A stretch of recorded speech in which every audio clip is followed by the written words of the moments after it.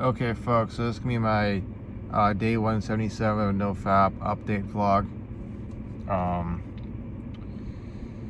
yeah, so I got like 3 more days until the 6-month mark, and then I'll be, plan is to do like, big 6-month update. Since I'm looking at this, it's a 3-month by 3-month sort of process where I'm setting goals and all that sort of stuff. But there'll be some good news, some bad news. Anybody who's been following my vlogs lately knows some of the bad news, but anyways, so the last few days have been kind of difficult. I've seen myself sort of returning to a state of mind and a set of behaviors that, if they were to continue, I can't see anything else happening other than, end up relapsing to PMO. I have not yet, have not fapped, have not gone to any content or any videos or any websites. It's been stuff like, lately it's been stuff like Googling the name of some porn actress, like her stage name or whatever, or looking up certain terms on Wikipedia. Not that deep into it kind of terms, but just stuff because things were on my mind, and I was like in a sort of state of mind of like wanting to sort of feel something or get out of the state, get the ecstasis, that sort of deal, drifting back into that sort of state of mind. But I think the worst stuff was like the fantasizing, like as I like lay in my bed and like listening to stuff on YouTube that's it's supposed to induce a nocturnal emission, that sort of deal. But as much as that's been tough, like last night or more like this morning, I think I fell asleep at like 3 a.m. or so, but ended up having a wet dream / nocturnal emission, and I can't recall the exact details per se, but it was like an amalgamation of all these girls I've had desire for, and mixed in with some PMO like imagery or memories or so, kind of all wrapped up together, or amalgamated together. And I woke up from that, obviously, and I fell back to sleep, and then I had some other dreams. One of them was me being back at the now former workplace, and it being like, if I was back there after having been let go, and just sort of like almost like floating around, not having access to any of the labs anymore, or having access to one of them but not all of them, and like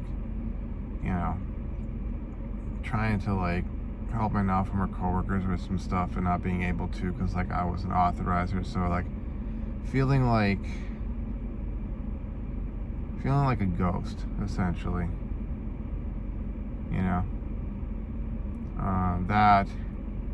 That dream happened, and I don't think I remember seeing the girl in question. Like, she wasn't there. It was like a couple other coworkers I had somewhat positive interactions with. I don't remember seeing that many. I think I've caught some glimpses of some other folks, but like I didn't really see them that much. Then there was some like other dream where and this is kind of like almost a funny one in some sense, because if you ever heard the movie Bronson, it's about this like the most violent man in the UK, and I was kind of like teaming up with him for some odd reason, and he was able to like relate to me with some of my anger at a lot of stuff. But I was like, it was like I was kind of scared of him, because it was like, okay, like if I say or do something slightly off, like, and he gets offended, like he's got the the record to show that, you know, he'll mess you up, you know. He'll what's it called?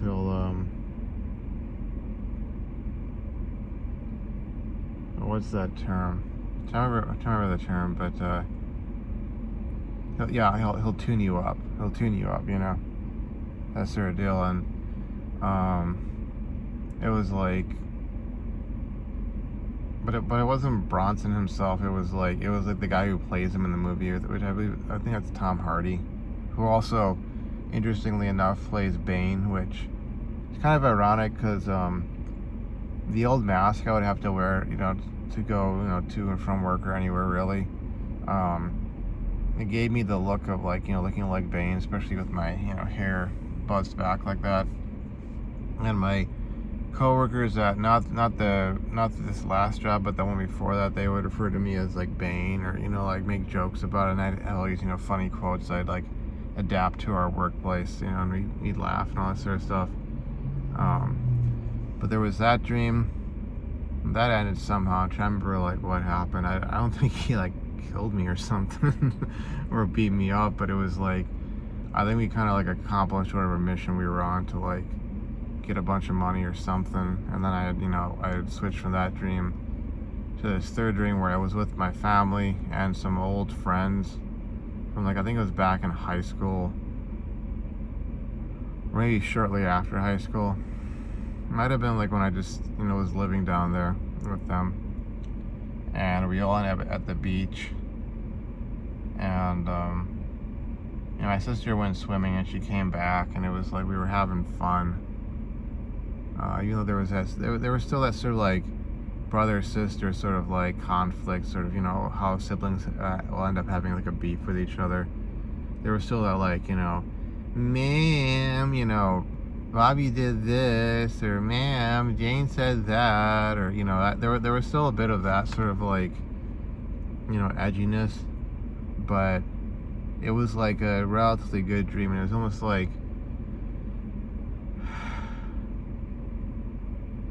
it represented a lot of the stuff about the past that I missed. Because there's obviously things that happened, you know, before the girl in college, and before I moved up here, you know, before I, you know, graduated from high school. They're all, you know, and things that happened after I came back, and, you know, other aspects of life that, you know, there were things that went wrong that you could say traumatized me, or they're just bad memories, or they're things I just don't want to think about or want to deal with, and I wish hadn't happened.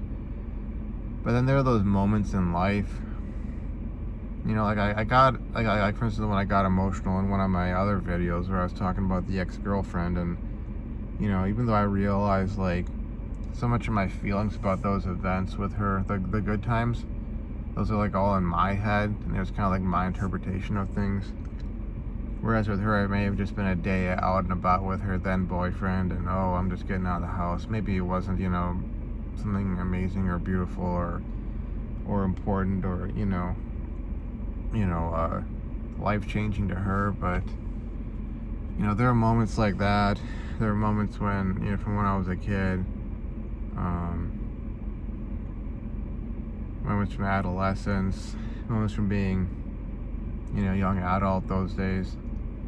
Those moments you miss, and you kind of wish your life was just a collage of those, you know, one after the next, without all the bad things.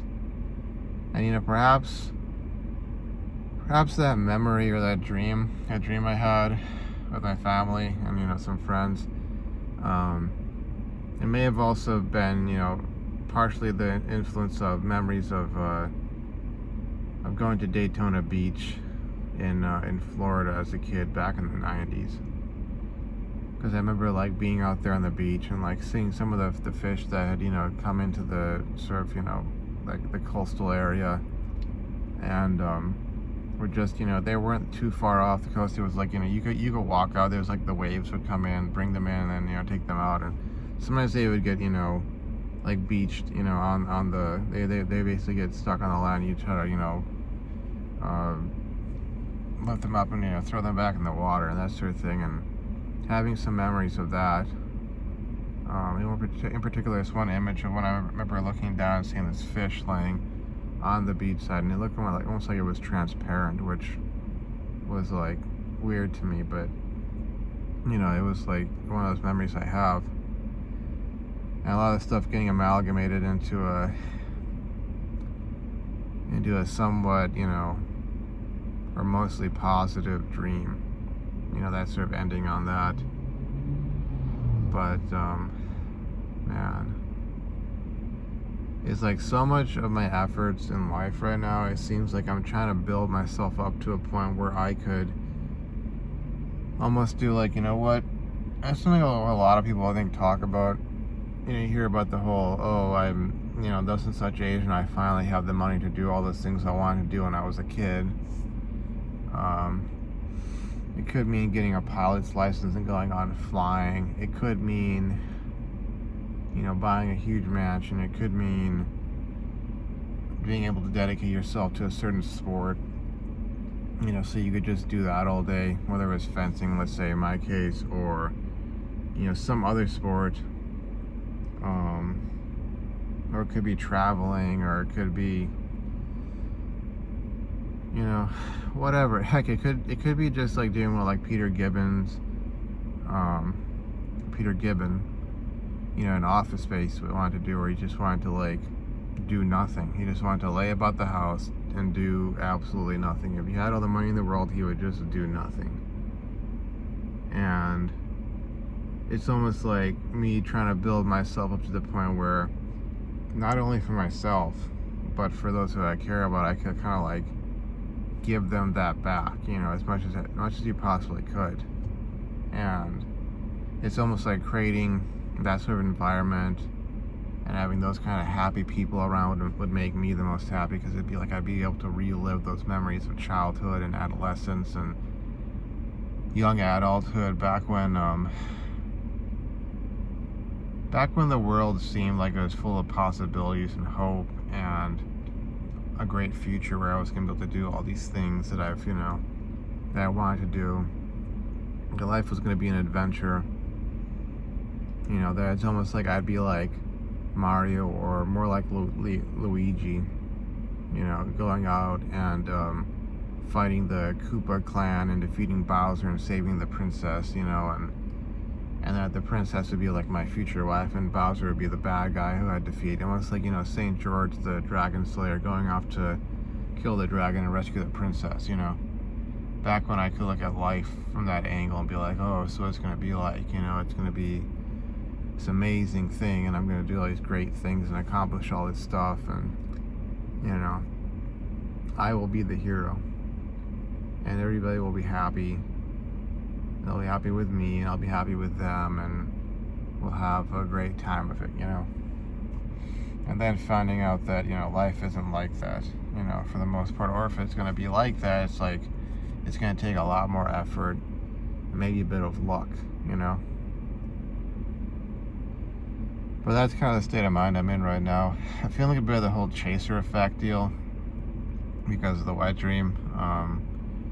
And I'm going to have to get myself motivated enough to get all my laundry done, because I need to really get my room cleaned up, and I think that might do some sort of tricks for me, to kind of get things sort of turned around. But other than that, I get some food, chill for a bit. But my state of mind with regards to the class right now is, until I get a verdict on the exam grade, I'm just gonna basically like get to work on it. And if my experience from last time is any indication, I think by the end of Thursday, if I'm consistently doing all this data crunching, generating graphs, all that sort of stuff, I should have that all done. And then Friday, I can just spend that day actually answering the questions, which shouldn't take that long if all the data crunching has been done. And I can get that all done and turned in by Friday night and be done with that. And again, we'll have to see how the exam grade turns out. if it turns out to be way too bad that I can't recover from it, or that, you know, if it turns out to be bad but like he curves it and it doesn't come up high enough, you know, for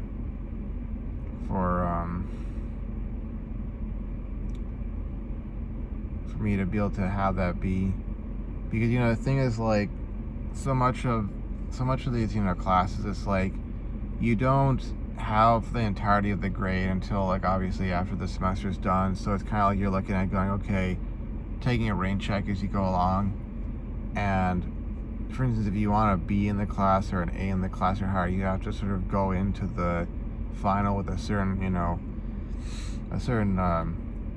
grade already, because, you know, for instance, with final exams, they typically end up lowering your grade just because it's a composite of every little thing in the semester. And if you're already doing poorly, like, it's not like, I mean, look, there are those cases of those guys who go into their final exams and they pull off a 99% and ends up bumping up their grade to passing or getting the B or A or whatever they, you know, needed. But I'm not one to bet on those kinds of flukes, those kind of lucky outcomes. And it's, you know, so I'm kind of looking at, okay, if my exam grade comes back and it says X, Y, Z, and I look at it and go, okay, given the likelihood of blah, blah, blah, you know, I can look at going into the final with a certain percentage grade. If it's high enough, then I'll be like, okay, I'm going to stay on this class and stick it out.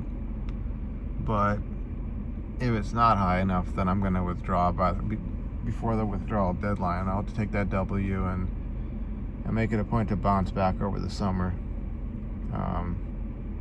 But until then, I'm going to get started on that working on that sort of stuff. I'm going to get going with it. So anyways, that's my Nofap update vlog for day 177. This is becoming, like, ironically enough, my second best streak so far. If I remember correctly, going strictly Nofap, no prawn, no MO, I have to get through 6.5 months at least to get to my last PR. And